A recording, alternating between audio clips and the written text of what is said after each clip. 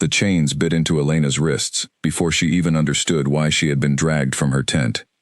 Torches lit the dark clearing in jagged orange light, and the growls around her came from every direction at once. She counted 6 shapes at first, then lost count as more figures stepped out of the trees. Her heart slammed against her ribs so hard she thought it might crack a bone. "Move," a voice barked behind her, and a hand shoved between her shoulder blades. She stumbled forward across roots and stone, her bare feet catching on something sharp. She did not cry out. Crying out would only prove she was weak, and weak things did not survive a night like this. The camp she had called home for 3 years was gone in minutes. She had watched the tents collapse under heavy boots, had heard old Marin scream somewhere behind her, before the sound cut off too suddenly. Elena did not let herself think about what that silence meant. Not yet. If she thought about it now, her legs would give out, and then she would be finished. They marched her through the forest for what felt like hours, though it might have been less. Fear stretched time in strange directions. When the trees finally broke apart, she saw the fortress rising ahead of her, black stone walls climbing toward a sky-bruised purple with the last of the night. Blackthorn Keep. Even the outsiders who never ventured near Shifterland knew its name, spoken always in a hush, like saying it too loudly might summon its master.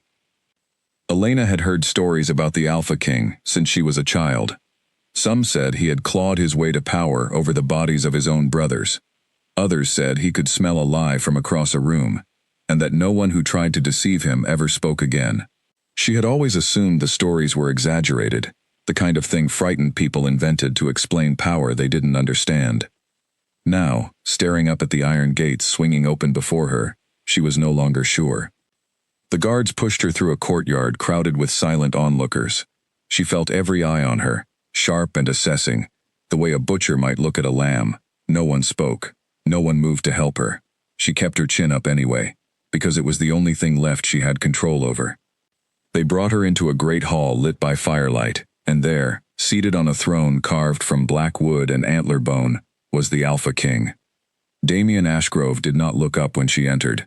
He was studying a map spread across a table beside his throne, one finger tracing a line across it with the unhurried patience of a man who had never once doubted his own authority. His hair was dark, cut short at the sides, and even seated he seemed enormous, shoulders wide enough to block a doorway. When he finally lifted his eyes to her, Elena felt the air leave her lungs. His eyes were gold, not brown, not amber, but a true burning gold, and they moved over her, like he was deciding whether she was worth the trouble of killing. "This is the one from the eastern camp," said the guard holding her arm, a broad man with a scar through one eyebrow. "Trespassing on the northern boundary. Her people have been stealing game from Ashgrove land for months." "We were not stealing," Elena said before she could stop herself. Her voice came out steadier than she felt. "We were starving. There is a difference." A ripple of surprise moved through the hall. Apparently no one spoke to the king like that.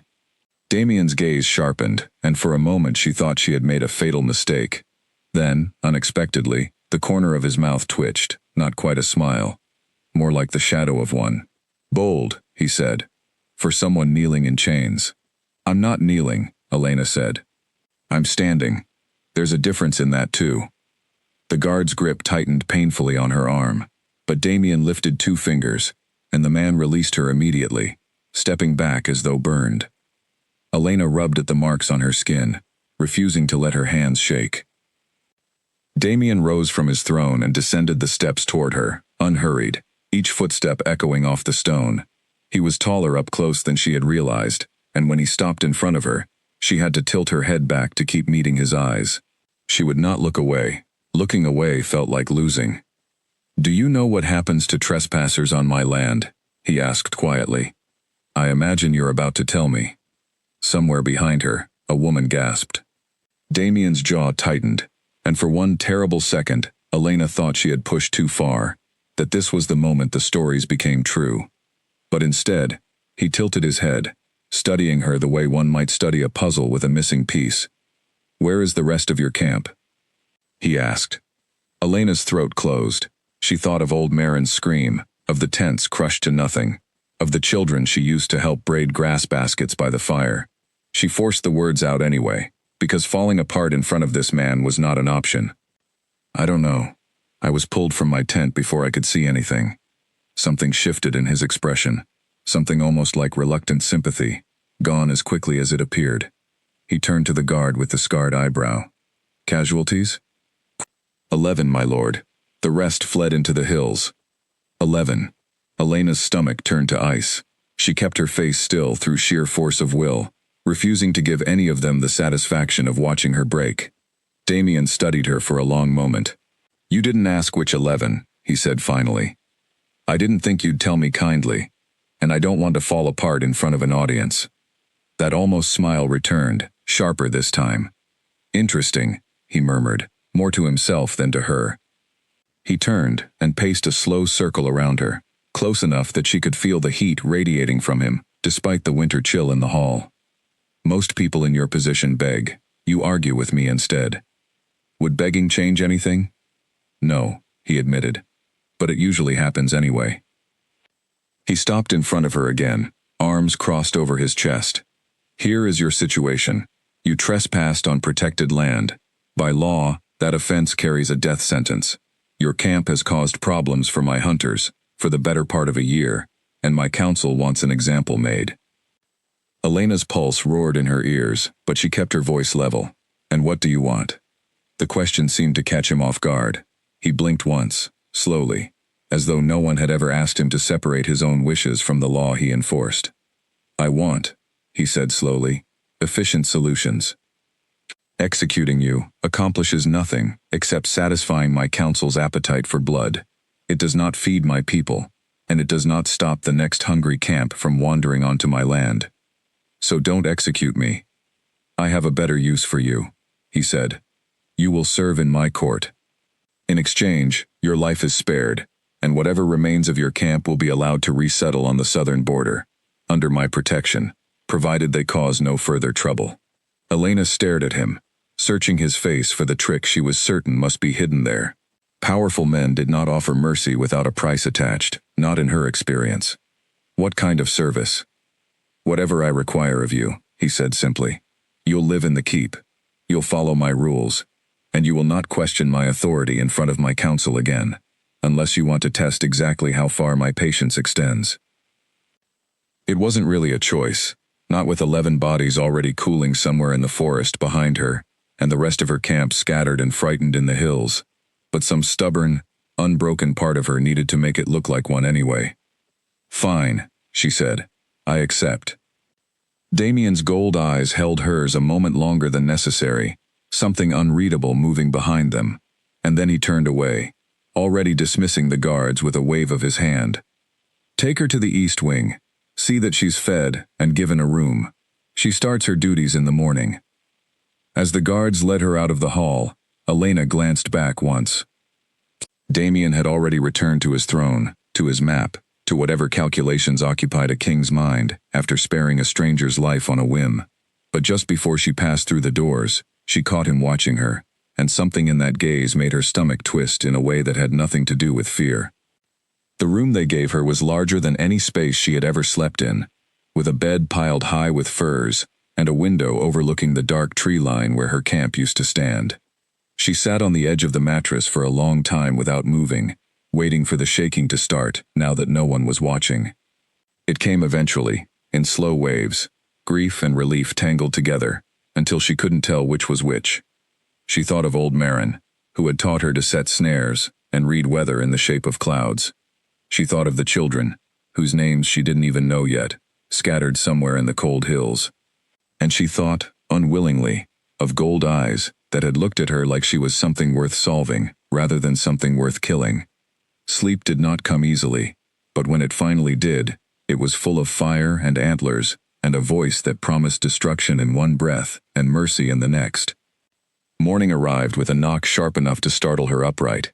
A young woman entered without waiting for a response, carrying folded clothes and a tray of food that smelled better than anything Elena had eaten in months. I'm Liana, the woman said, setting the tray down. I help run the East Wing. The king wants you in the training yard within the hour. Training yard, Elena repeated. For what? Liana's mouth twitched, somewhere between amusement and pity. You'll see. He doesn't usually explain himself in advance. Eat first. you'll want the strength.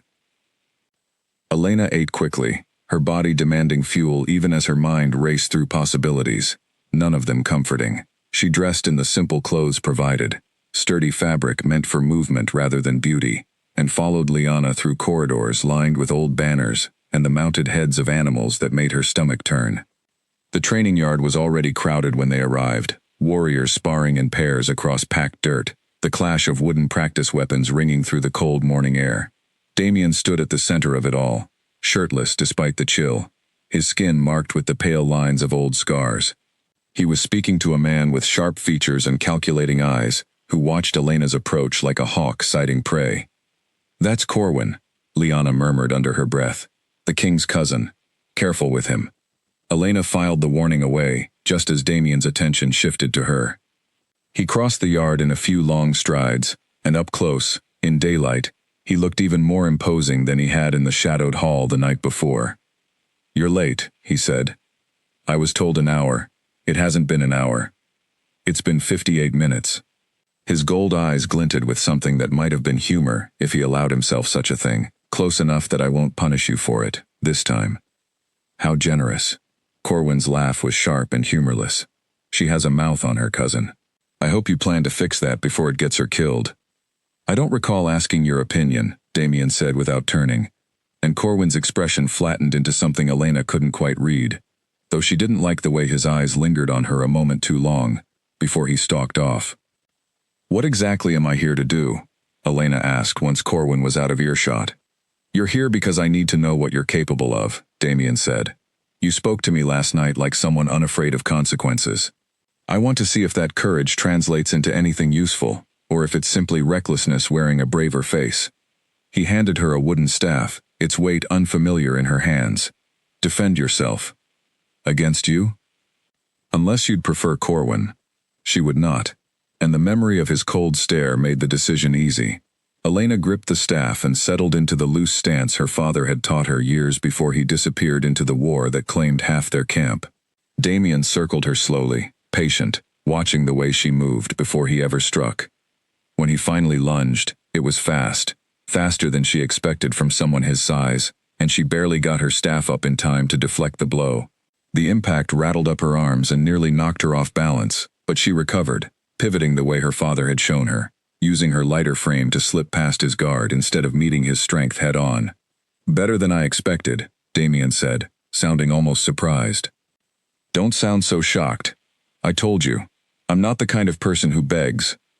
His mouth curved, real this time, not the shadow of a smile, but something closer to genuine amusement, and for one strange, unguarded moment, Elena forgot to be afraid of him. The moment did not last.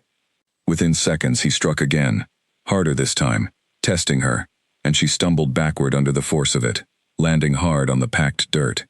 Pain flared through her elbow where it hit the ground, and she looked up to find him standing over her, staff lowered, gold eyes unreadable in the pale morning light. You fight like you have something to prove, he said. I have everything to prove. I'm a prisoner wearing the label of a servant, surrounded by people who would rather see me dead. Something flickered across his face, quick and complicated, and he offered her his hand. She hesitated only a second before taking it, letting him pull her back to her feet with an ease that made her arm feel weightless in his grip. You're not a prisoner, he said, low enough that only she could hear it. Not exactly. Then what am I? He didn't answer right away.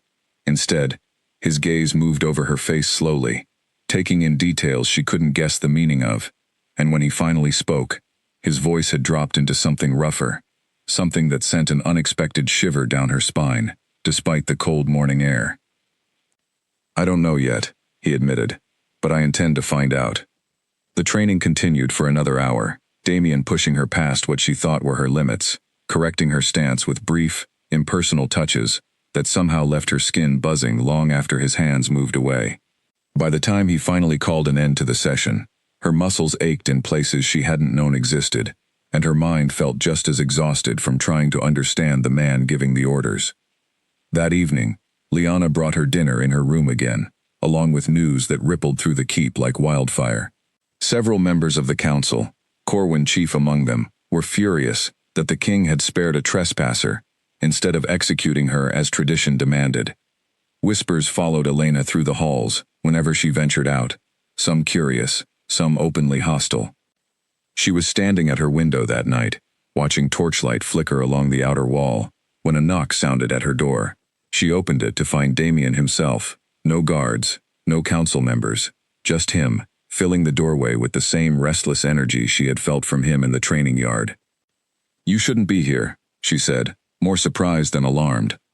"Probably not," he agreed, stepping inside anyway, closing the door behind him with a quiet click that seemed impossibly loud in the silence. "You defied me in front of my entire council last night. Do you understand what that could have cost you?" "I understand what it did cost my camp," she said sharply, grief bleeding into anger before she could stop it. 11 people are dead. Don't lecture me about consequences." His jaw tightened, and for a moment, the air between them turned dangerous, charged with something that felt like it might snap. He crossed the small room in 2 strides, closing the distance until she had to tilt her head back to hold his gaze, refusing, as always, to be the one who looked away first. "You need to understand something," he said, his voice low and rough, edged with a warning that made her pulse spike. "I am not a gentleman.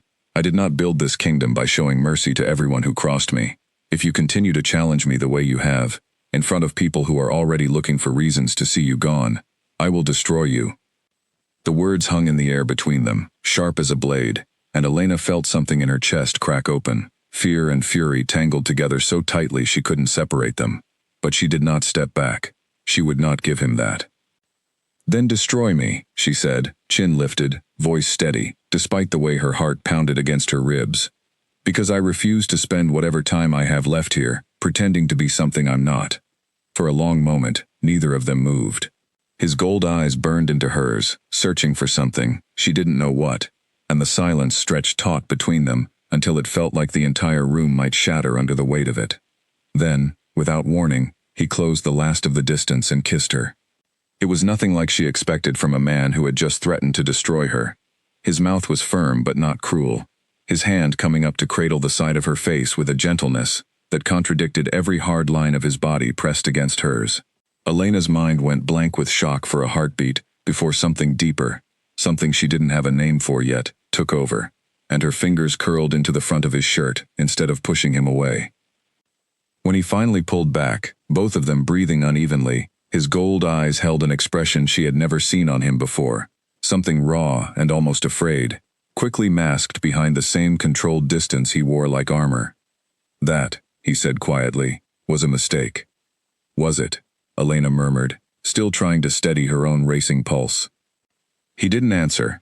He simply turned and left the room without another word, leaving her standing alone in the dark, her lips still warm from his, her mind spinning with the impossible contradiction of a man who had promised destruction and delivered something that felt, terrifyingly, like salvation instead. She did not sleep again that night.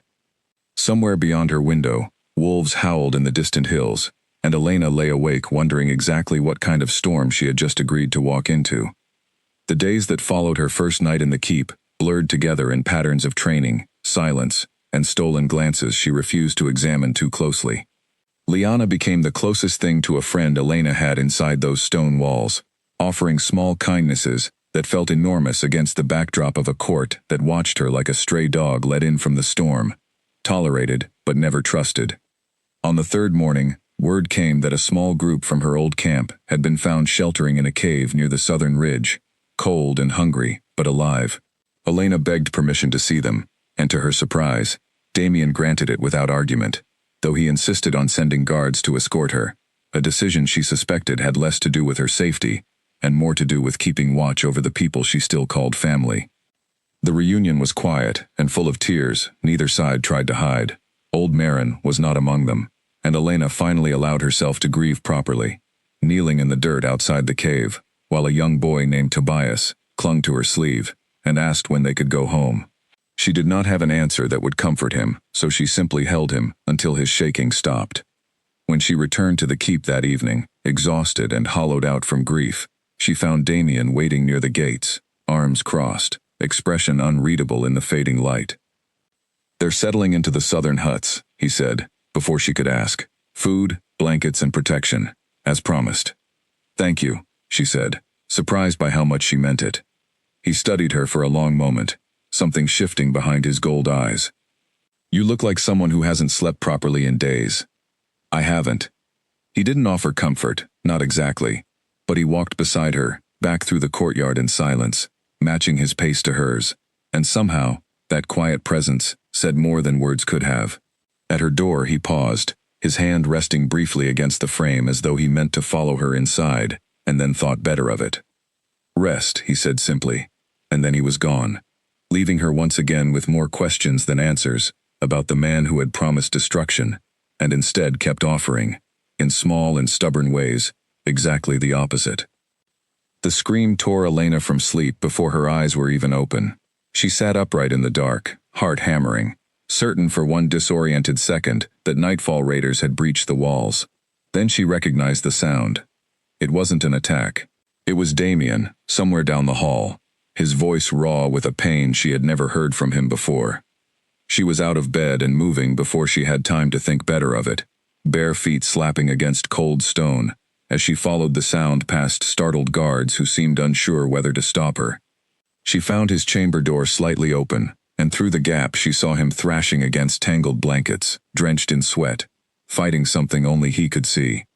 Damien, she said, stepping inside, despite every instinct warning her that this was not her place. He came awake instantly, gold eyes snapping open, wild and unfocused for a terrifying moment before recognition settled over his features. He sat up fast, putting distance between them, like her presence embarrassed him more than the nightmare had frightened him. You shouldn't be in here, he said, voice hoarse. You were screaming. The whole hallway heard you. His jaw tightened, and he looked away from her, toward the window where moonlight spilled across the floor in pale strips. It's nothing. Go back to bed. It didn't sound like nothing. For a moment she thought he would order her out, and she braced herself to argue. Instead, something in him seemed to deflate, the armor slipping just enough that she caught a glimpse of the exhaustion underneath, the kind that came from years of carrying something heavy and alone. Old dreams, he said finally. They come back sometimes, especially after difficult days. What happened today? She asked, moving closer, despite the warning in his eyes. Corwin brought news from the western border. Nightfall scouts have been spotted closer to our lines than usual. He rubbed a hand over his face, and for the first time since she'd met him, he looked less like a king and more like a man carrying too much weight on shoulders that had never been allowed to rest. It reminds me of things I'd rather forget. Elena settled carefully onto the edge of his bed, close enough to see the tension still coiled in every line of his body. You don't have to tell me.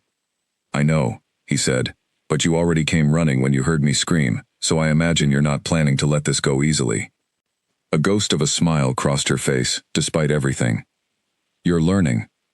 He almost laughed, a low, surprised sound that seemed to catch even him off guard.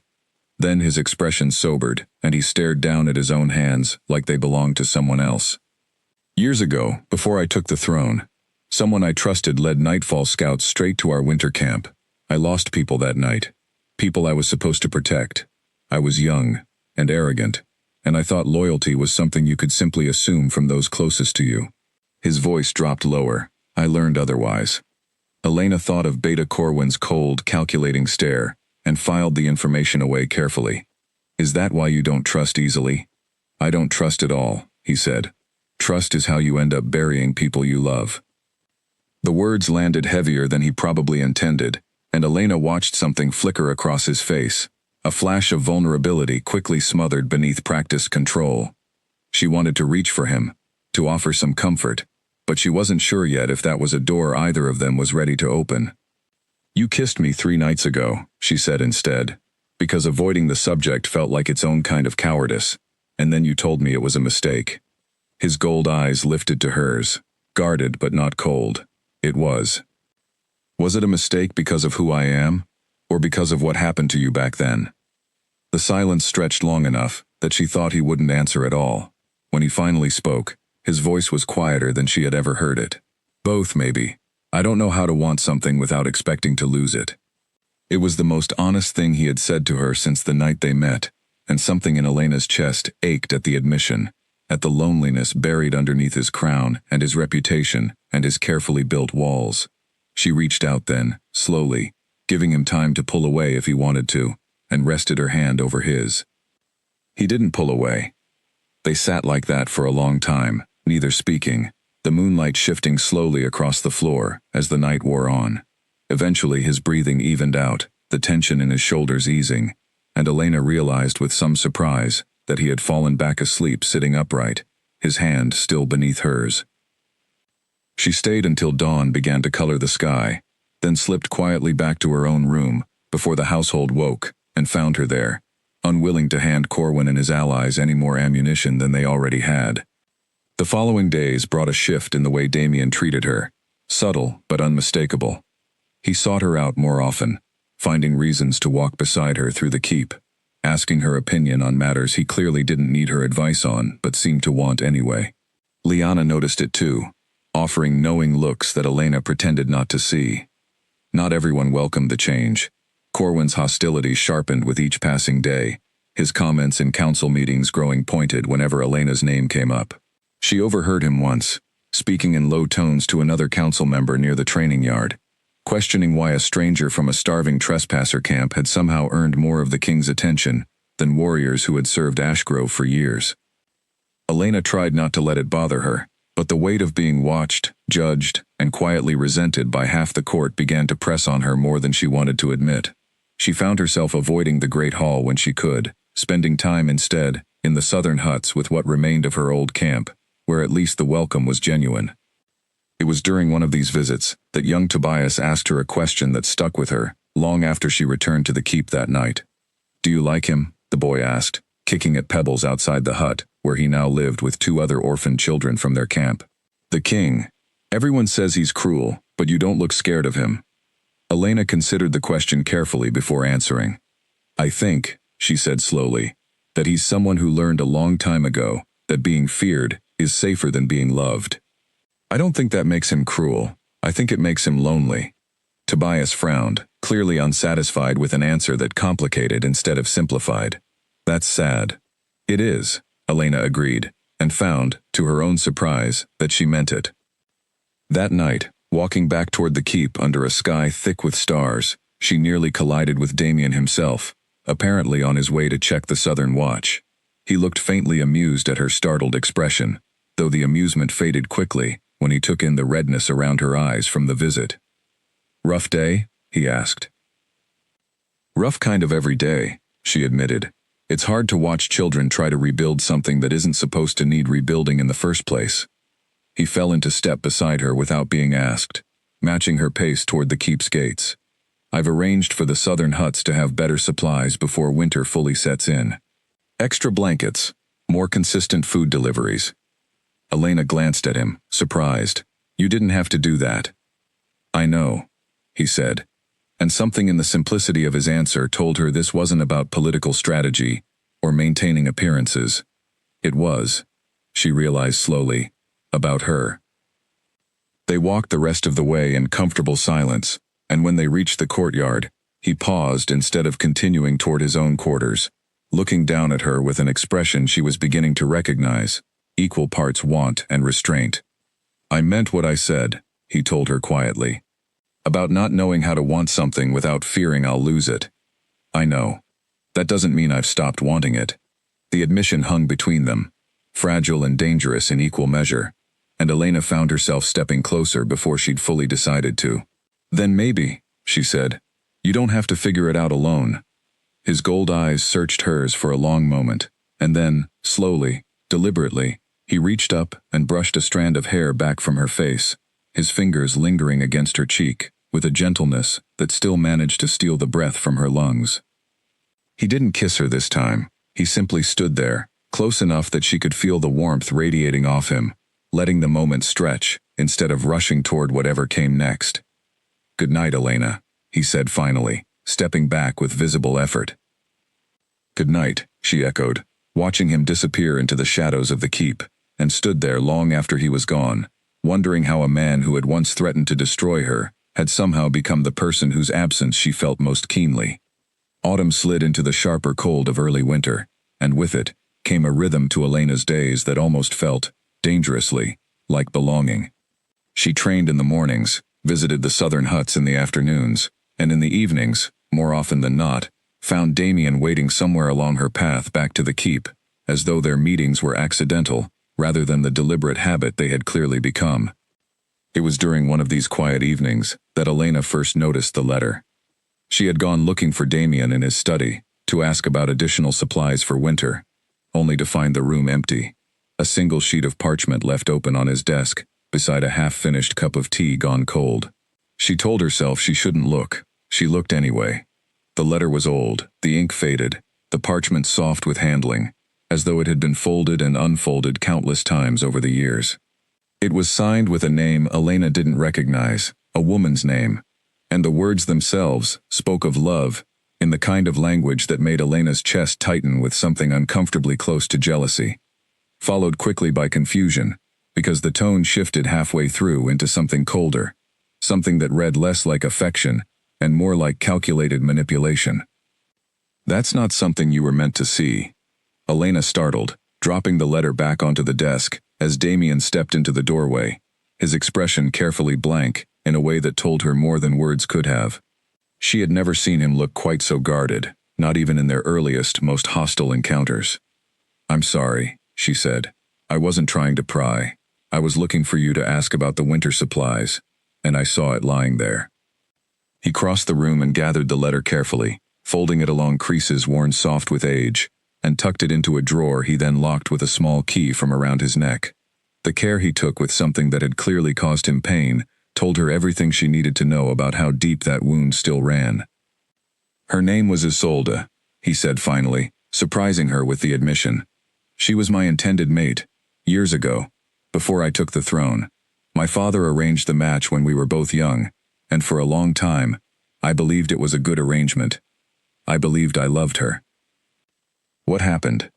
Damien moved to the window, staring out at the darkening tree line, his shoulders set in the same rigid line she remembered from the night she'd found him fighting nightmares in his sleep. She was working with Nightfall the entire time, feeding them information about our patrols, our defenses, our weaknesses. When they attacked our winter camp, the one I mentioned before, she was the one who told them exactly where to strike and when. Elena's stomach dropped. "The camp where you lost people you were supposed to protect." "Yes." His voice was flat, controlled in the way that told her the control was costing him something. "I found out afterward that everything between us had been a strategy from the very beginning. Every kind word, every touch, every promise, all of it calculated to keep me trusting her long enough for Nightfall to use that trust against my own people." "Damien?" She said his name softly, moving toward him without fully deciding to. And this time, when she reached for his hand, he turned it over, lacing his fingers through hers, like he needed the anchor. "I executed her myself," he said, so quietly, Elena almost missed it. "It was expected of me as king, and I told myself it was justice, but it felt like carving something out of my own chest. I haven't let anyone close since, not really, not until you climbed through my gates in chains and told me you weren't kneeling." The weight of the confession settled between them, heavy and fragile all at once. Elena understood now, with sudden painful clarity, exactly why his first instinct had been threat instead of welcome, why the words "I will destroy you" had come so easily, to a man who otherwise seemed to guard his cruelty, like a mask he wore only when necessary. "I'm not her," Elena said quietly. "I know that," he said. "Logically, I know that. But knowing something and feeling safe in it are very different things. So what do we do?" He turned to face her fully then, his gold eyes searching hers with an intensity that made her breath catch. "I don't know," he admitted. "I've never done this before. Not really. Not with someone I actually wanted to trust instead of someone I was told I should." Elena squeezed his hand, feeling something in her own chest loosen at the honesty in his voice. "Then maybe we figure it out together, slowly. Neither of us has to know all the answers tonight." Something in his expression shifted, the guarded distance easing into something softer, something that looked almost like hope, despite the years of caution built up around it. He lifted her hand and pressed a kiss to her knuckles, the gesture surprisingly gentle for a man capable of the violence she had witnessed in the training yard. "Thank you," he said, for not running when I told you that. I don't run, Elena said. I told you that the first night. I stand. His mouth curved into a real smile then, rare and unguarded, and for a moment the weight of the keep and the crown and the years of grief seemed to lift from his shoulders entirely. The moment didn't last, of course. Nothing peaceful in Blackthorn Keep ever seemed to last for long. 3 days later, Corwin requested a private audience with the council, and Elena learned about it only because Lyanna rushed into her room white-faced with worry, still catching her breath from running through the halls. He's accusing you, Lyanna said without preamble. Corwin. He's telling the council you might be working for Nightfall, feeding them information the same way Azolda did. He's using the timing of the scout sightings near the western border as proof. Elena's blood ran cold. That's absurd. I've never even spoken with anyone from Nightfall. I know that, and you know that, but half the council remembers what happened with Isolde, and fear makes people believe things that aren't true. Lyanna's expression was grim. You need to get to the Great Hall. Now, before Corwin finishes convincing them without you there to defend yourself. Elena moved fast, her heart pounding with a fear that had nothing to do with physical danger, and everything to do with the sickening realization that history seemed determined to repeat itself. That the very story that had broken Damien years ago might now be used as a weapon against her. She burst into the Great Hall to find the council already assembled, Corwin standing at the center of the room mid-sentence, his sharp features arranged into an expression of practiced concern that didn't quite reach his calculating eyes. Damien sat on his throne, jaw tight, gold eyes flicking toward the door the moment she entered. "Ah," Corwin said, turning toward her with a thin smile. "Speak of the trespasser." "I'd like to know exactly what's being said about me," Elena said, keeping her voice steady, despite the way every eye in the room turned toward her, some curious, most openly hostile. "I was simply pointing out an unfortunate pattern," Corwin said smoothly. "Our king takes in a stranger from outside our lands, grows attached against every warning from his council, and shortly after, Nightfall scouts begin appearing closer to our borders than they have in years. It happened once before, did it not, cousin?" The barb landed exactly where Corwin intended, and Elena watched Damien's expression harden, the muscle in his jaw jumping with restrained anger. "Careful, Corwin," he said, voice low and dangerous. "I mean no disrespect," Corwin said, though his tone suggested otherwise. "Only concern for the safety of our people. Surely you understand why the council would want answers before this goes any further." Elena stepped forward before Damien could respond, refusing to let him fight this battle for her, refusing to let this become another wound, to add to the one Corwin had so deliberately reopened. "I have no connection to Nightfall," she said clearly, addressing the council directly instead of Corwin. "I arrived at these gates in chains, having lost 11 members of my own camp to Ashgrove hunters. If I wanted revenge against this kingdom, executing me would have been far more useful to Nightfall than sparing me." A few council members exchanged glances, clearly weighing her words. Corwin's smile tightened at the edges. "Convenient reasoning," he said, "for someone who might simply be a more patient kind of spy." "Enough." Damien's voice cut through the hall like a blade, sharp and absolute, and the entire room fell silent instantly. He rose from his throne, and even Corwin took an involuntary step back at the fury radiating off him. "I have watched this woman train alongside my warriors, visit her people's camp under armed guard every single time, and never once step outside the boundaries I set for her." His gold eyes swept across the council, daring anyone to challenge him further. "The scout sightings began before she ever arrived at these gates. I reviewed the reports myself this morning, anticipating exactly this kind of accusation." Corwin's expression flickered, just briefly, something like surprise or perhaps frustration at having his strategy anticipated and dismantled so quickly. "My apologies, my lord.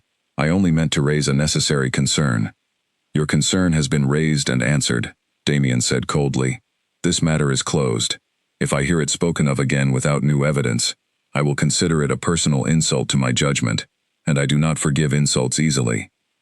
The council dispersed quickly after that, murmuring among themselves, though Elena caught more than a few lingering glances aimed her way, doubt still simmering beneath the surface despite Damien's firm dismissal. Corwin lingered longest, his eyes finding hers across the emptying hall, with an expression that promised this was far from finished.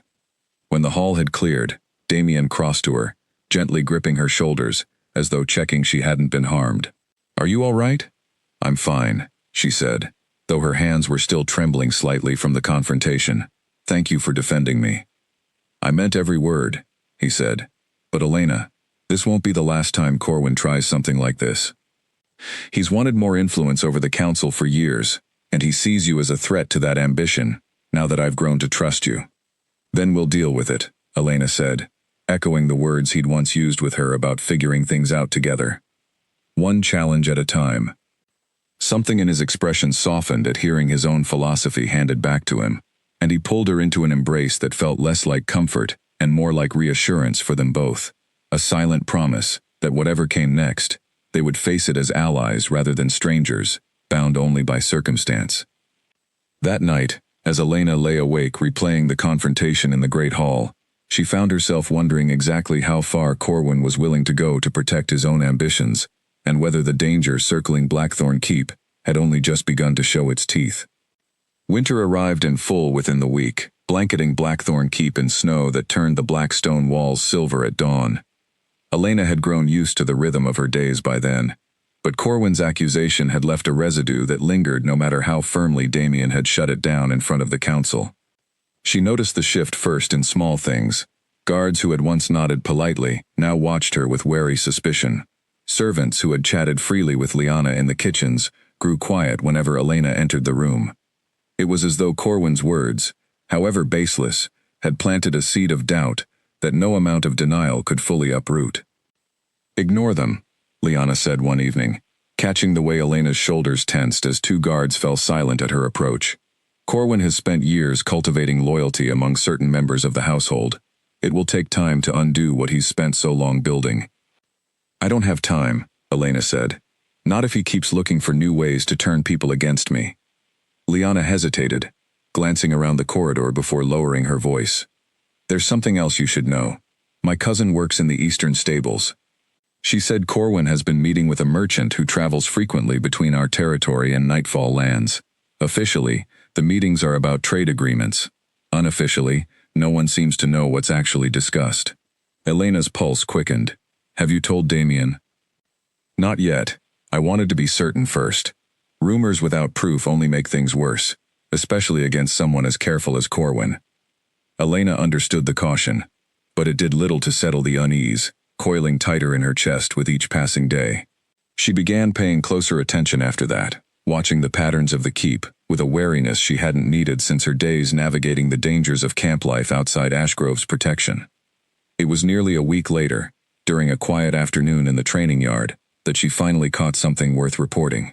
She had stayed late after her session with Damien, practicing the footwork he'd been correcting, when she overheard voices drifting from behind the armory, low and urgent in a way that immediately set her instincts on edge. She recognized Corwin's voice first, followed by another she didn't know, rougher, unfamiliar, carrying none of the polish that marked the Ashgrove court. "The king grows soft," the unfamiliar voice said. "Every season he delays strengthening the western defenses is a season we gain ground." "He's not soft," Corwin replied, irritation sharpening his tone. "He's distracted. That woman has occupied more of his attention than any threat to his throne in years. It works in our favor, for now." Elena's stomach dropped. She pressed herself closer to the wall, straining to hear more, her heart pounding loud enough she feared it might give her away. "Your patience is appreciated," the stranger said, "but our patience is not unlimited. If you want the throne when this is finished, you'll need to move before spring." "I'm aware of the timeline," Corwin snapped. "Just ensure your people stay clear of the southern huts until I say otherwise.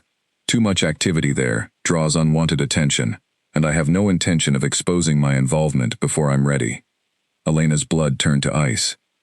The southern huts, where her people, where Tobias and the other children, had only just begun to feel safe again. Whatever Corwin was planning, it clearly involved using her old camp as leverage or worse, and the realization sent a fresh wave of fury through her that burned away every trace of fear. She waited until the voices faded, footsteps retreating in opposite directions, before slipping away from the armory and heading straight for the keep, her mind racing with everything she'd overheard. She needed to find Damien immediately, but caution warned her against rushing in blindly. If Corwin had allies within the keep itself, moving too fast might tip her hand before she had solid proof to offer. She found Lyanna first, pulling her aside in a quiet corridor, and relaying everything she'd heard in a rushed whisper. Lyanna's face paled with each word. "We need to tell the king," Lyanna said immediately. "I know. But we need to be careful how we do it. If Corwin has people watching, moving too openly could put my camp in even more danger than they're already in." They agreed to approach Damien privately, in his study after the evening meal, when the keep settled into its quieter hours, and fewer eyes would notice Elena slipping toward his chambers. The wait felt unbearable, every minute stretching long with the weight of what she now knew, but she forced herself to move through the rest of her day normally, training, visiting briefly with her old camp under the pretense of routine, giving no outward sign of the storm building beneath her calm exterior. When she finally reached Damien's study that evening, she found him already frowning over reports spread across his desk, the lines of exhaustion around his eyes deeper than usual. "You look like you have something to say," he observed, setting the reports aside as she entered. "I do," Elena said, closing the door behind her, "and you're not going to like it." She told him everything, word for word, as best she could remember, watching his expression darken with each detail, until by the end, his hands had curled into fists against the surface of his desk, knuckles white with barely controlled fury. "Corwin," he said, the name coming out like a curse. "I should have seen this sooner. He's been positioning himself for years, and I let myself believe it was simple ambition, nothing more dangerous than a man wanting more influence than his birth afforded him." "What do we do?" Elena asked. "We need proof," Damien said, forcing himself to think past the anger, clearly threatening to overtake him. "Overheard words alone won't be enough to move against him, not with the support he's cultivated on the council. If we act too soon, we risk exposing what we know, without the evidence needed to remove him permanently." "He mentioned moving before spring," Elena said. "That doesn't leave us much time." Damien's gold eyes met hers, sharp with calculation now, the grieving, guarded man from their private conversations, replaced by the king, who had built and held a kingdom through sheer force of will. "Then we don't give him the luxury of waiting until spring. We move first." "How?" "I'll increase patrols along the southern border immediately, under the guise of routine winter security. That protects your people without revealing what we know. Meanwhile, I want you to continue exactly as you have been, giving no indication anything has changed. If Corwin believes he's still operating in secret, he's more likely to make a mistake we can use against him." Elena nodded, though the idea of pretending ignorance while danger circled closer made her skin crawl. "And if he moves before we're ready?" Damien's expression turned grim. "Then we'll be ready anyway. I won't let what happened before happen again. Not to you, and not to the people you brought under my protection." The promise settled something anxious in Elena's chest, though it did little to fully ease the dread that had taken root since she first overheard Corwin's voice behind the armory. She stayed in his study long after the conversation turned toward strategy, helping him pore over maps and troop assignments, until exhaustion finally caught up with both of them somewhere near midnight. "You should rest," Damien said eventually, noticing the way her eyes had begun to droop over the papers spread between them. "So should you," she countered, though she made no move to leave. He studied her for a long moment, something softening in his expression despite the tension of the evening's revelations. "I don't know what I would have done if you hadn't overheard them," he admitted quietly. "You may have just saved more lives than either of us realizes yet." "We saved them," Elena corrected gently. "Together." He reached across the desk, covering her hand with his own, and for a moment, the weight of the coming conflict felt slightly more bearable, shared instead of carried alone. "Together," he agreed. Neither of them slept much that night, minds too full of strategy and worry to allow for real rest, but there was comfort in facing the uncertainty side by side rather than apart, and Elena found herself grateful, despite everything, for the strange and unexpected alliance that had grown between them since the night she first walked through Blackthorn's gates in chains. The southern patrols doubled within 2 days, disguised carefully as ordinary winter precautions. though Elena noticed the way Damien's warriors moved with a sharper edge whenever they passed through the huts where her people had settled. She spent her mornings training harder than ever, determined to be useful rather than merely protected, and her afternoons watching the tree line with an alertness that left her jumping at every unexpected sound. Tobias noticed the change first, his young eyes sharper than most adults gave him credit for. "Something's wrong," he said one afternoon, kicking a pebble across the frozen ground outside his hut. "Everyone's acting careful, like they're waiting for something bad to happen." Elena crouched down to his level, choosing her words carefully. "There are people who might want to cause trouble," she said, "but the king's warriors are watching closely, and I promise you, you and everyone here are safe." "Is it because of you?" Tobias asked, with the blunt honesty only children seemed capable of. "The other kids say people don't like that the king likes you." Elena's chest tightened, but she kept her expression calm for his sake. "Some people don't like change," she said simply. "That doesn't mean the change is bad." Tobias considered this with the seriousness only a child weighing enormous questions could manage, then nodded and returned to kicking his pebble, apparently satisfied enough to let the matter drop, though Elena carried the weight of his worry with her, long after she left the huts that evening. 3 weeks passed in this uneasy rhythm, tension coiling tighter with every day that Corwin made no obvious move, though Lyanna's contacts continued reporting quiet, unexplained absences from the keep that lined up suspiciously with the timing of his earlier meetings. Damien grew grimmer with each report, the strain of waiting clearly wearing on him even as he refused to let it show in front of his council. It was Elena who finally suggested the idea that changed everything. "What if we give him a reason to move sooner than he planned?" she asked one evening, the two of them once again huddled over maps in his study, the candles burned low around them. "Right now he's being patient, waiting for the perfect opportunity. If we create a moment that looks like weakness, an opportunity too good to pass up, he might act, before he's fully prepared, and that's when he'll make a mistake we can catch." Damien studied her for a long moment, something between admiration and concern flickering across his features. "You want to use yourself as bait." "I want to use the situation we're already in," Elena corrected. "Corwin already believes I'm your weakness. What if we let him believe it more fully? A public disagreement between us, something that suggests trouble in whatever this is between you and me. It might convince him the timing has never been better." "Absolutely not," Damien said immediately, his voice sharp with a protectiveness that startled her with its intensity. "I won't put you directly in his path like that." "You won't be putting me anywhere," Elena said gently. "I'm choosing this, and it's not reckless, it's strategic. We control the terms. We choose when and where any confrontation happens, instead of waiting anxiously for him to choose it for us." The argument stretched late into the night, Damien resisting every angle she offered, his fear for her safety warring visibly with the tactical soundness of her plan. It was only when she pointed out, quietly, that continuing to wait passively left her people just as exposed as any deliberate plan might, that he finally, reluctantly, agreed to consider it.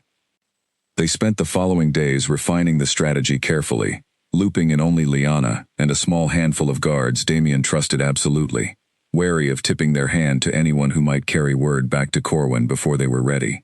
The plan settled on a public gathering already scheduled for the coming week, a winter feast meant to boost morale among the household during the harshest months, an event Corwin would certainly attend given his position on the council. The night before the feast, Elena found herself unable to sleep, anxiety twisting through her chest, despite every careful preparation they'd made.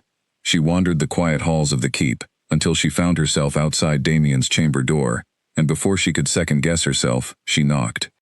He opened the door immediately, as though he too had been lying awake, and something in his expression softened the moment he saw her. "Couldn't sleep either?" he asked. "No," she admitted, stepping inside when he moved aside to let her pass. "I keep running through everything that could go wrong tomorrow." "So do I," he said, surprising her with the honesty. "I've fought countless battles without this much dread settling in my chest beforehand." "Because this time, it's not just strategy," Elena said quietly. "It's personal." He nodded, moving to sit on the edge of his bed, and after a moment's hesitation, Elena joined him, the space between them narrowing until their shoulders nearly touched. The fire had burned low in the hearth, casting the room in warm, flickering shadow, and for a long moment, neither of them spoke, simply existing together, in the quiet weight of what tomorrow might bring. "I need you to promise me something," Damien said finally, turning to face her. "What?" "If anything goes wrong tomorrow, if the plan falls apart faster than we expect, you run. You don't try to be a hero, you don't try to protect me. You get somewhere safe, and let my warriors handle the rest." Elena studied his face, the fear he rarely allowed himself to show, now plainly visible in the tight lines around his eyes. "I can't promise that," she said honestly. "Not if it means leaving you in danger." "Elena." "I mean it, Damien. I spent my whole life protecting the people I care about. I'm not going to stop now just because the stakes are higher." He exhaled slowly, frustration and reluctant respect warring across his features, before reaching out to cup her face in both hands, gold eyes searching hers with an intensity that stole the breath from her lungs. "You are the single most stubborn person I have ever met. You knew that the first night we met." "I did," he agreed, a small, helpless smile breaking through despite the tension of the moment. "I think that's when I first realized I was in trouble." The words hung between them, softer and more vulnerable than anything either of them had said aloud before, and Elena felt something shift deep in her chest, warm and terrifying all at once. She leaned into his touch, and he closed the remaining distance between them slowly, giving her every opportunity to pull back if she wanted to. She didn't want to. The kiss that followed was nothing like the first, desperate and confused, born from threat and contradiction. This one was slow, deliberate, full of everything they had learned about each other in the weeks since, every fear shared and every wall lowered, brick by careful brick. When he finally pulled back, resting his forehead against hers, his breathing was as unsteady as her own. "Whatever happens tomorrow," he murmured, "I need you to know that this, whatever this is between us, is not a mistake. I was wrong to say that the first time." "I know," Elena whispered. "I think I've known for a while now." They stayed together that night, not out of desperation or fear, but out of a quiet, steady need to simply be close to one another, before facing whatever uncertainty the coming day might bring. Elena fell asleep eventually, with her head resting against his chest, his heartbeat steady beneath her ear, and for the first time since arriving at Blackthorn Keep, she felt something close to peace. Morning came too quickly, gray light filtering through the window, and pulling them both back into the reality of the plan waiting to unfold. Damien rose first, already shifting into the composed, guarded king the court expected to see, though his hand lingered against Elena's for one extra moment before he finally let go. "Today we end this," he said, more to himself than to her. "Today we end this," Elena agreed, and together they walked out to meet whatever the winter feast, and Corwin's ambitions, had waiting for them. The great hall glowed with firelight and the low hum of conversation as the household gathered for the winter feast, long tables laden with food that smelled far richer than anything Elena had eaten in years before coming to Blackthorn Keep. She sat near the head table, close enough to Damien to be noticed, far enough to make the staged distance between them believable to anyone watching. Corwin arrived fashionably late, as always, taking his seat among the council with the easy confidence of a man who believed himself untouchable. Elena caught his gaze sweeping the room once, lingering briefly on her before moving on, and she forced herself to breathe evenly, reminding herself of every detail of the plan they had rehearsed. The disagreement began exactly as planned, over something trivial, a comment Damien made about tightening restrictions on movement near the southern border that Elena publicly challenged, her voice rising just enough to draw attention from nearby tables without seeming performative. Damien's response was cold, dismissive, in a way that made her chest ache, even knowing it wasn't real, and she rose from the table with practiced frustration, storming from the hall as murmurs followed in her wake. She made her way toward the quiet corridor near the eastern gardens, exactly where the plan called for her to wait, heart pounding not with performance now but with genuine nerves, as she watched the shadows for any sign of movement. Liana had positioned herself nearby, close enough to signal the hidden guards the moment anything happened, though the waiting stretched long enough that doubt began creeping into Elena's certainty. Then she heard footsteps. Not Damien's, not Liana's, but unfamiliar ones, deliberate and unhurried, approaching from the garden's shadowed edge. Elena's pulse spiked, and she forced herself to stay still, playing the part of a woman genuinely upset and alone, exactly the vulnerable target Corwin's plan would require. A figure emerged from the darkness, but it wasn't Corwin himself. It was the rough-voiced stranger she had overheard behind the armory weeks earlier. And behind him, two more men she didn't recognize, moving with the coordinated ease of people who had done this kind of work before. "You're supposed to be easy," the stranger said, studying her with cold assessment. Corwin said the king's little pet would be distracted, upset, easy to grab quietly. Elena's blood ran cold even as her training took over, muscles coiling into the stance her father had taught her years ago. "I'm not anyone's pet," she said, backing slowly toward the garden wall. Buying time, praying Lyanna had already signaled the guards. "Doesn't matter what you are," the man said, closing the distance. "Just matters what you're worth. A little leverage to make sure the king cooperates when the time comes." He lunged, and Elena moved on instinct, the training yard sessions with Damien paying off in the way her body reacted without hesitation, ducking low and driving her elbow hard into his ribs. He grunted in pain but recovered fast, grabbing for her arm, and the other two men closed in from either side. She fought harder than she ever had in the training yard, every strike carrying real fear behind it now, but 3 against 1 left little room for error, and a rough hand finally closed around her wrist, wrenching her arm painfully behind her back. That was when the guards arrived, spilling into the garden from the shadows where they'd been hidden all along, and behind them, moving faster than Elena had ever seen him move, came Damien, gold eyes blazing with a fury that made even the hardened attackers hesitate. The fight that followed was brutal and fast, over almost before Elena fully processed what was happening. The 3 attackers subdued and restrained within minutes, against warriors who had been waiting specifically for this moment. Damien reached her the instant the danger cleared, his hands moving over her carefully, checking for injuries with a desperation that betrayed exactly how much the plan's success had cost him emotionally. "I'm all right," Elena said quickly, seeing the barely restrained panic in his expression. "Bruised, maybe, but nothing serious." He pulled her into his arms anyway, holding on longer than strictly necessary, his heart pounding hard enough that she could feel it, even through the layers of his winter coat. "I nearly didn't reach you in time," he said roughly. "If Lyanna's signal had come even a moment later." "But it didn't," Elena said, pulling back just enough to meet his eyes. "We planned for this. It worked."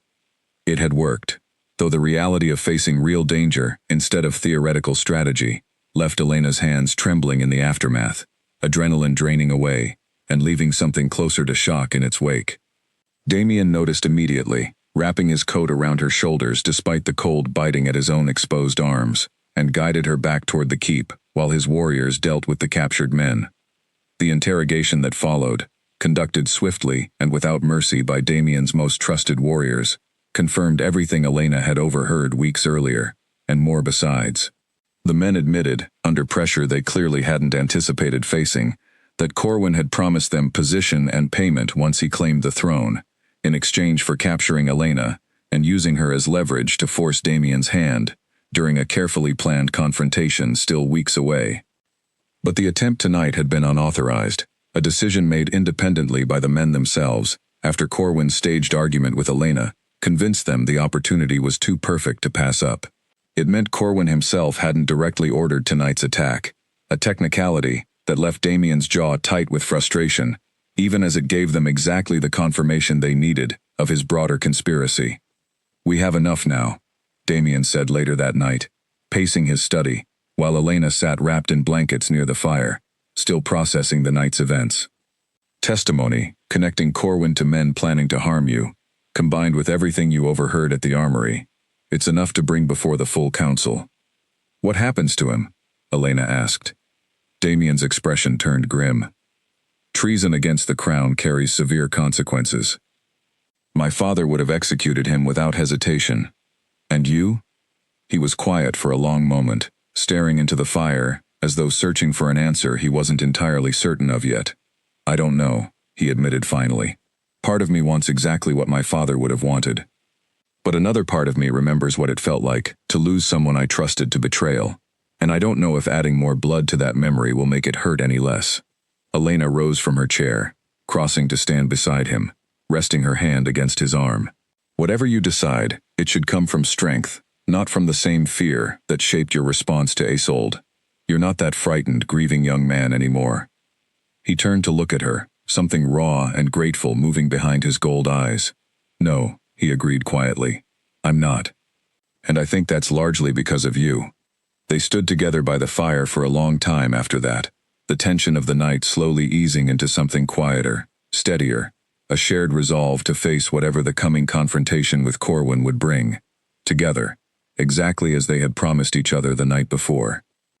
Word of the captured men's confessions spread through the keep faster than Damien could control, and by morning, Corwin had vanished from his usual quarters, leaving behind only an empty room and a household thrown into confusion. Damien's fury at the escape was matched only by his frustration at not having moved against his cousin sooner, before the man had time to slip away and align himself openly with the enemies he'd been secretly courting for months. "He's gone to Nightfall," Damien said grimly, standing over a map spread across his study table. Warriors gathered around him awaiting orders. There's nowhere else he could run that would offer him protection against what he's done.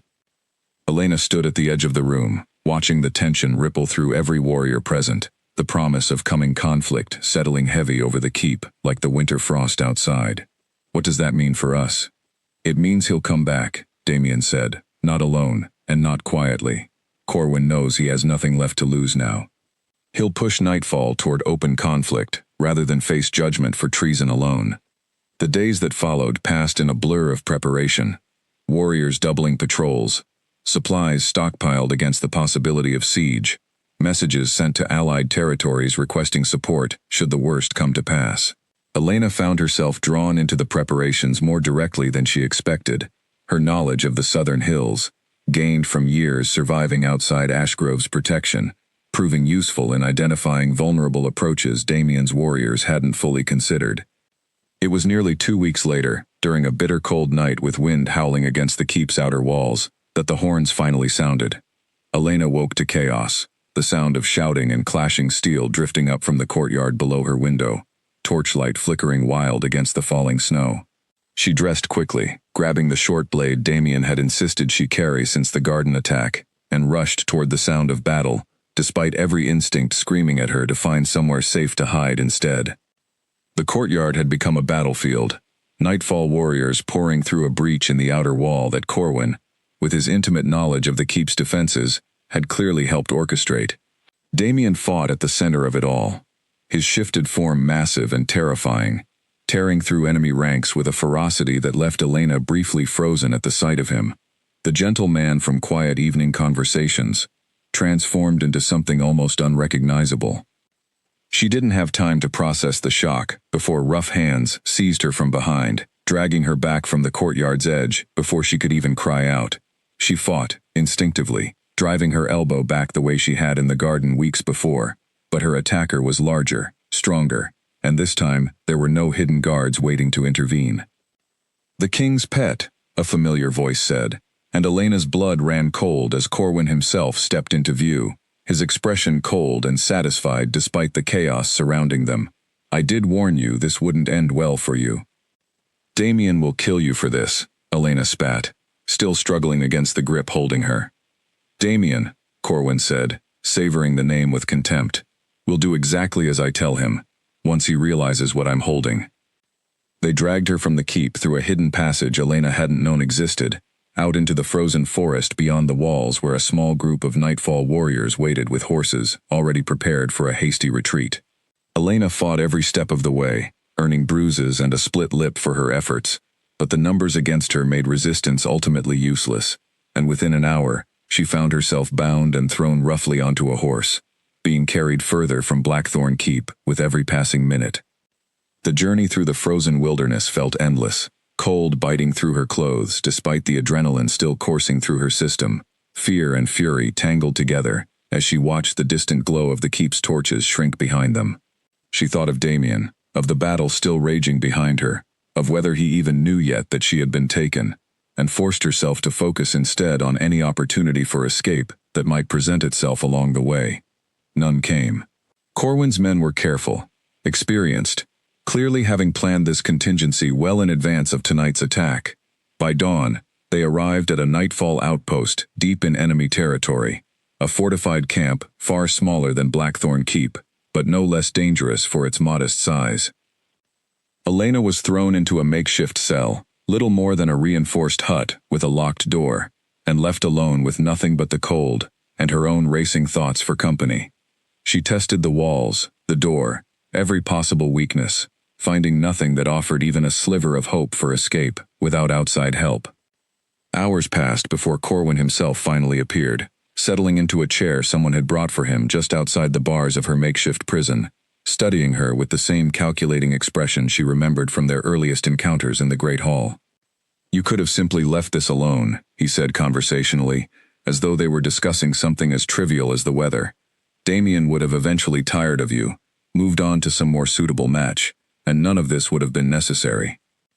"You're wrong," Elena said, refusing to let exhaustion or fear color her voice.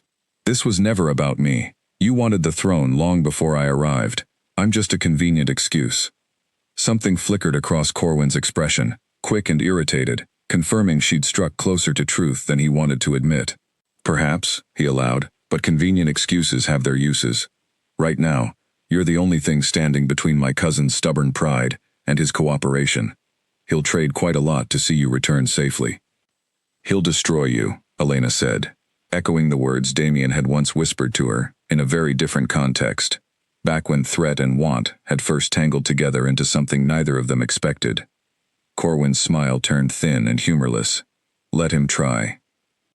He left her alone after that, the cold settling deeper into her bones as the hours dragged on, hope and fear warring in equal measure as she wondered exactly what price Corwin intended to demand for her return, and whether Damien would be foolish enough, or perhaps simply desperate enough, to pay it.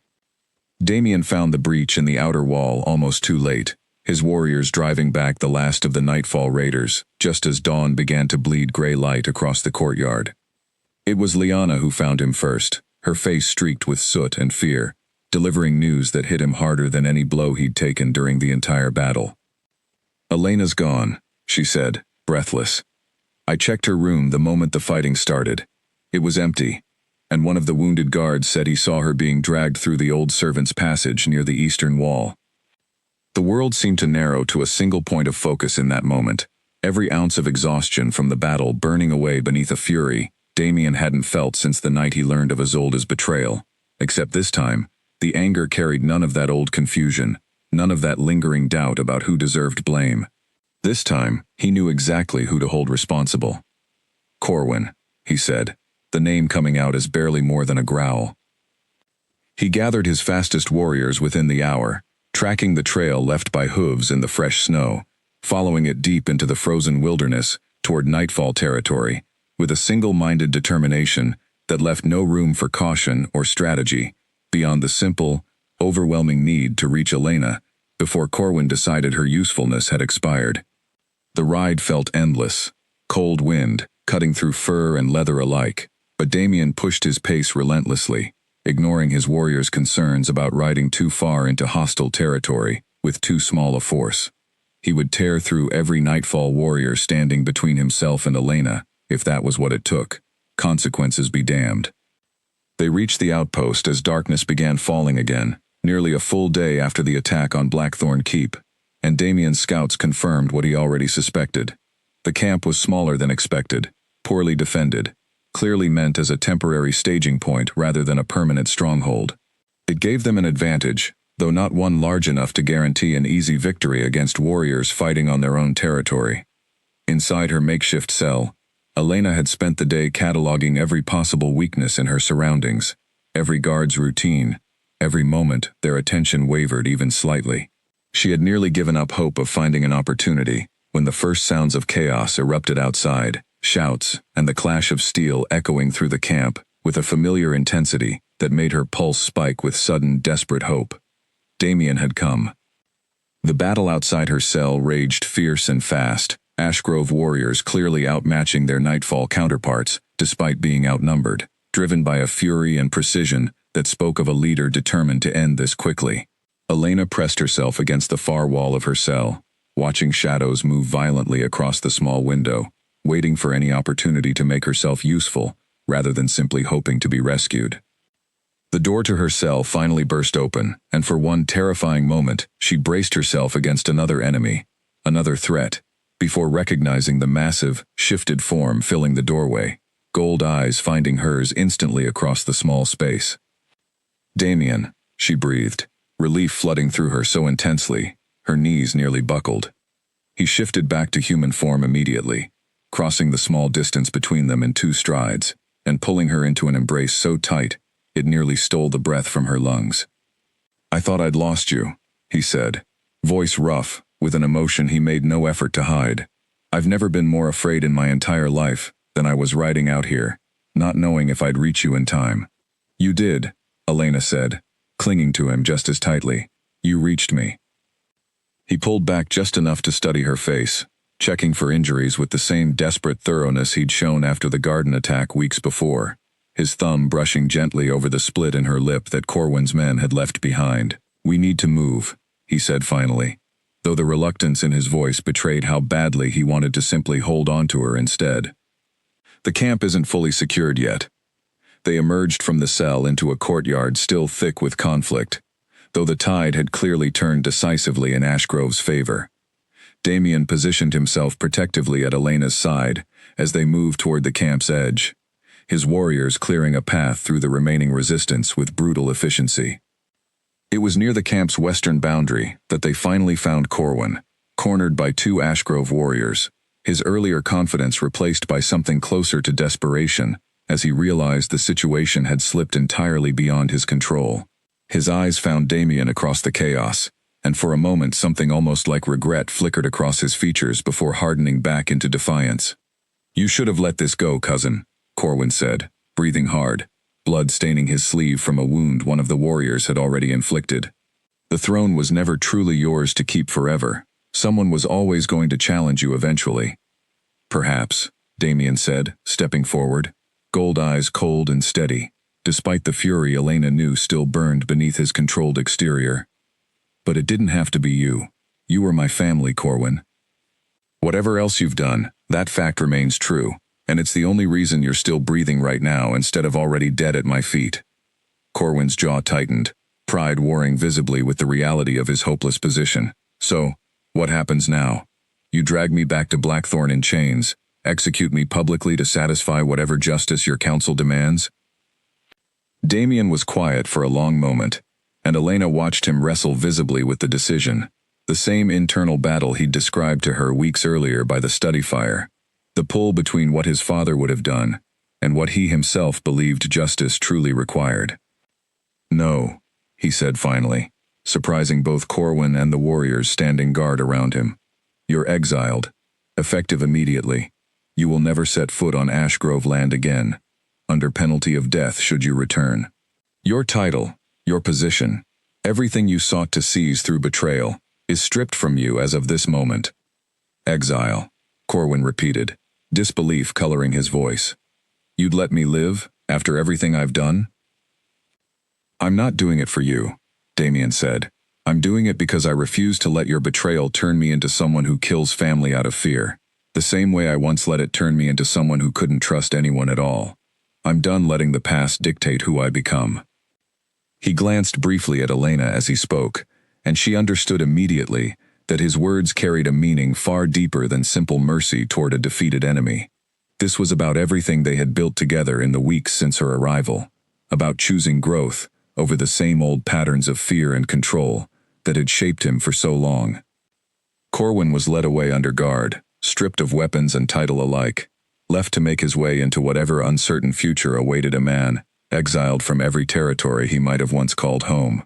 Elena watched him go with a complicated mixture of relief and something almost like pity, understanding, despite everything, that ambition twisted by fear and jealousy had cost him everything he might have had if he'd simply chosen loyalty instead.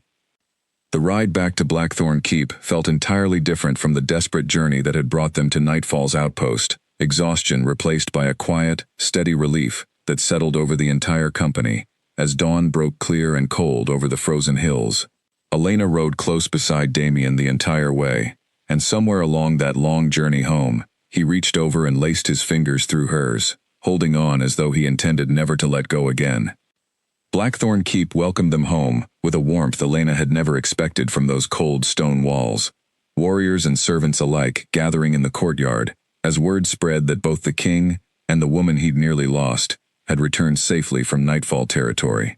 Lyanna reached Elena first, pulling her into a fierce hug that spoke more clearly than words of the fear she'd carried through the long hours of waiting. I thought. Lyanna started, then stopped, shaking her head, as though the words themselves were too heavy to finish. I know, Elena said softly. I thought the same thing more than once. The days that followed brought a strange, welcome quiet to the keep, the household settling back into routine, even as whispers of Corwin's betrayal and exile spread through every corner of Ashgrove territory. Council members who had once eyed Elena with suspicion now regarded her with something closer to respect, understanding at last that whatever connection she shared with their king was neither shallow nor strategic, but something forged through genuine trust and shared danger.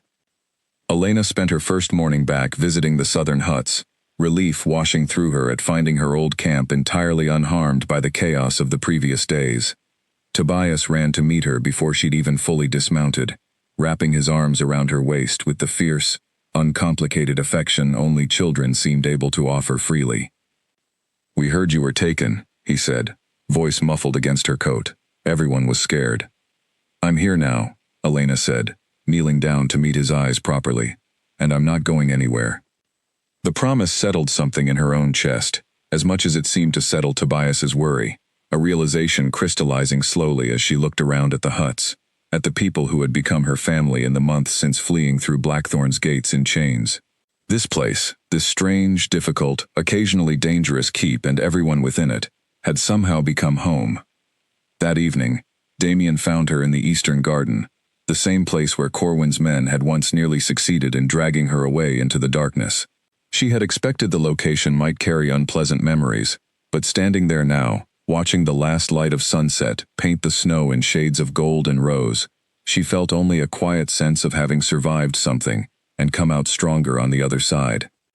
"You seem thoughtful tonight," Damien said, settling beside her on the stone bench that overlooked the frozen fountain at the garden's center. "I've been thinking about everything that's happened since I first arrived here," Elena admitted. "How much has changed, how much I've changed. For better or worse." She glanced at him, finding genuine uncertainty in his expression, despite the confidence he usually carried, and something in that vulnerability made her smile softly. "Better," she said. "Definitely better. Even with everything difficult we've faced, I don't regret a single moment of it."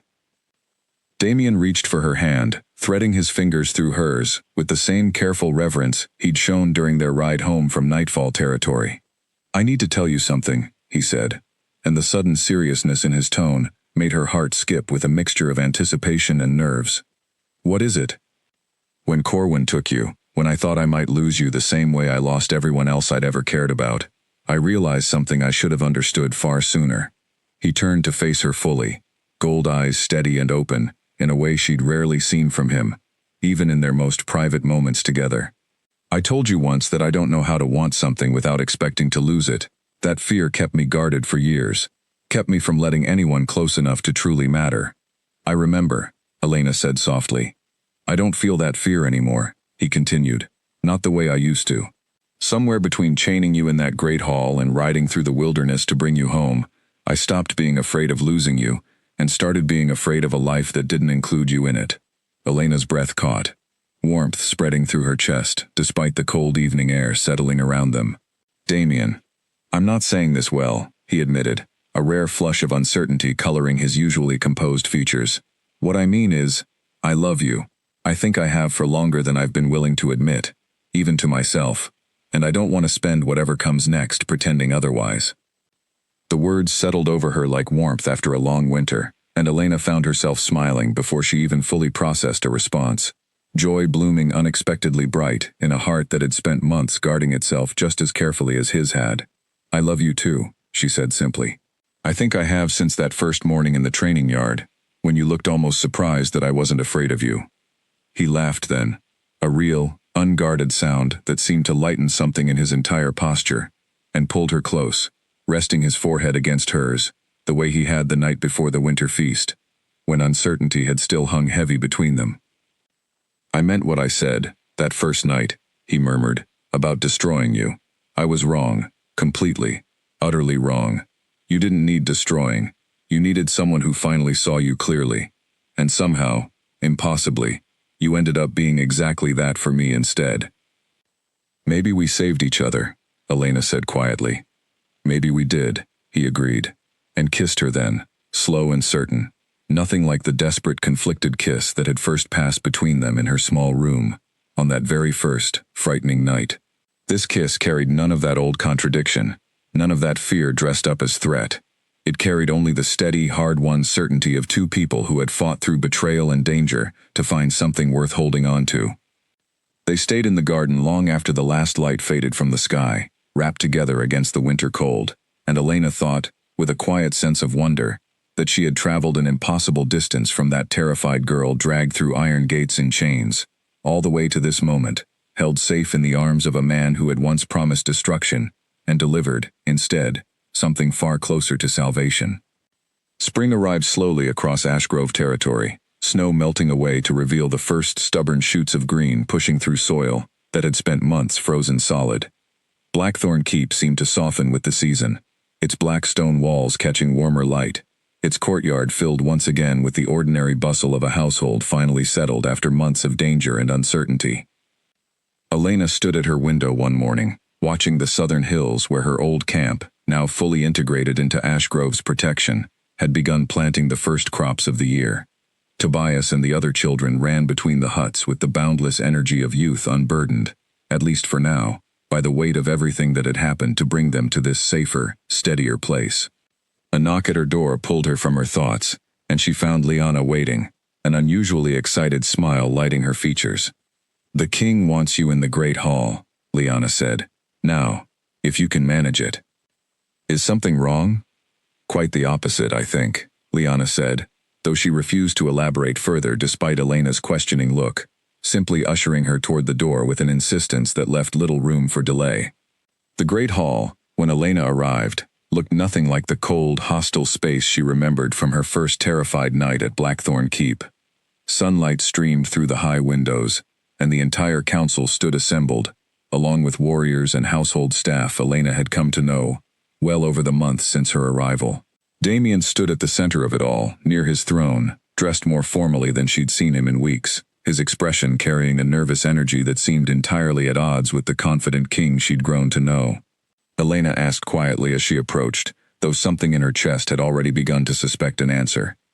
Damien crossed the hall to meet her, taking both her hands in his, gold eyes bright with an emotion he made no effort to hide from the gathered witnesses. "6 months ago," he said, his voice carrying clearly through the hall despite the softness of his tone, "you walked through those gates in chains, and told me you weren't kneeling, even while shackled. I threatened to destroy you that same week, and instead, you became the person who taught me how to want something, without fearing I'd lose it." Elena's throat tightened with emotion, aware of every eye in the hall watching, though somehow, standing here with Damien's hands wrapped around hers, none of that scrutiny mattered the way it once might have. "I've spent my entire reign believing that strength meant standing alone," Damien continued. "That trust was a weakness that got people killed. You proved me wrong on every count. You stood beside me through betrayal, through danger, through every difficult decision this kingdom demanded, and you never once asked me to be anyone other than exactly who I am." He knelt then, right there in front of his entire council, a gesture Elena understood instinctively carried enormous weight for a king who had spent years refusing to kneel before anyone or anything. "I don't have some elaborate speech prepared," he admitted, a small, unguarded smile breaking through his obvious nerves. "I only know that I don't want to spend another day of my reign without you standing beside me, not as a servant, not as a prisoner, but as my equal, my mate, and my queen. Elena, will you stay?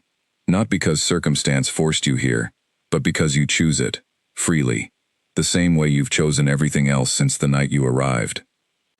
The hall had gone entirely silent, every witness holding their breath for her answer, and Elena felt tears blur her vision, even as she laughed, joy overwhelming every trace of the fear and grief that had once defined her earliest days within these walls. "Yes," she said, pulling him back to his feet, before he could finish rising on his own. "Yes, of course, yes." The hall erupted into cheers, the formal restraint of the court finally breaking beneath genuine celebration, and Damien pulled her into his arms, kissing her soundly in front of the entire assembled household without a trace of his old guardedness holding him back. Liana wept openly nearby, and even members of the council who had once regarded Elena with suspicion now smiled with what appeared to be genuine warmth. Later that evening, after the celebrations had finally quieted and the great hall emptied of its gathered witnesses, Elena and Damien stood together on the balcony overlooking the courtyard, the same view she remembered from her very first night at Blackthorn Keep, when fear and uncertainty had colored everything she saw. "Do you remember what you said to me that first night?" she asked, leaning into his side, as his arm settled comfortably around her shoulders. "I said several things that first night," Damien said wryly. "Most of them I'd rather forget." "You said you would destroy me," Elena reminded him, smiling, despite the darkness of the memory. "And then you kissed me, like I was your salvation instead." He turned to look at her, gold eyes warm in the fading evening light. All the old contradiction between threat and tenderness, finally resolved into something whole and certain. "I think," he said quietly, "that I understood something about you before I understood it about myself. I just needed time to stop being afraid of what that understanding meant. And now?"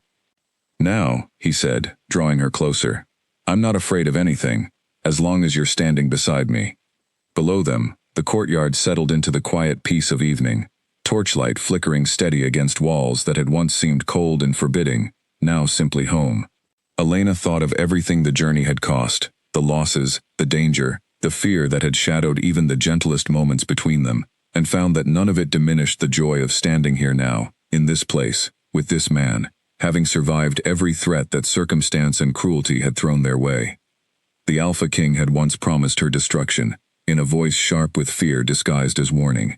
Instead, together, they had built something neither of them had believed themselves capable of, after everything the past had taken from them both. A partnership forged through honesty, courage, and the slow, hard-won trust that comes only from choosing each other again and again, through every difficult trial that tried to tear them apart.